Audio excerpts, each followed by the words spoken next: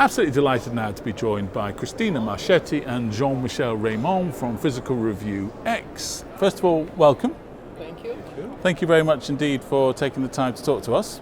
Appreciate that. So let's kick off. Give me a little bit of an insight, a little bit of an overview, if you will, on Physical Review X. What is it? Well, so let me first of all say that both Jean-Michel and I are really excited and honored to have the opportunity to serve the community in this leadership role. And this is a fairly young journal, as you know. It has been around only 5 years. And actually in these 5 years, it has seen a remarkable growth in stature and impact in the community. And this has really been due to the work of the first lead editor, which was Jorge Pulling, but also to really the amazingly dedicated work of the staff editors that reside at the APS. It has been really impressive. So, yeah, and to present the journal in a few key words, it's a small-scale publication. We typically publish 250 papers a year. That we don't aim to grow that much. It's for very influential, very pivotal papers in physics that we try to identify through a rather severe but interactive selection process. It has no size limit, which I think is important because it's only published open access on the web, so we don't need paper, and it means that the authors can take time to really explain their findings, which is particularly important, all the more so when the findings are really new. How important is it that it's open access?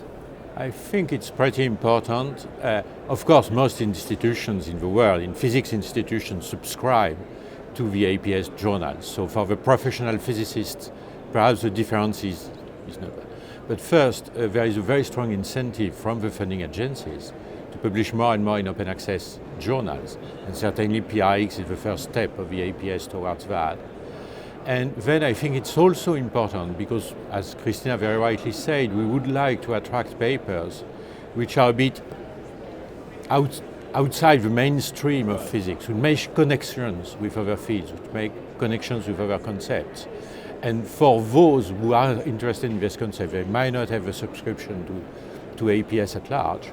And finally, I think it's important for the students, for the undergrad students, most probably, who cannot access the APS through publications through an institutional thing. Final question then, is what's your vision for the future of the journal? Where do you want to take it? Well, firstly, we want to continue the kind of growth in impact and visibility that has been very quick, and as well in quality, as a matter of fact. So we do not expect or plan to make the journal a lot bigger in terms of number of papers published than it is now. And we really expect to try to maintain the high quality of the paper. The other thing that's really important that we wish to continue in spite of the increase of the number of publications is this really highly interactive and personalized review mode that the journal has had. The editors actually have a lot of back and forth with reviewers and with authors. And I think that has been very well accepted and taken by the community. Well, thank you very much for talking to us. We appreciate it. Thank you. Thank you.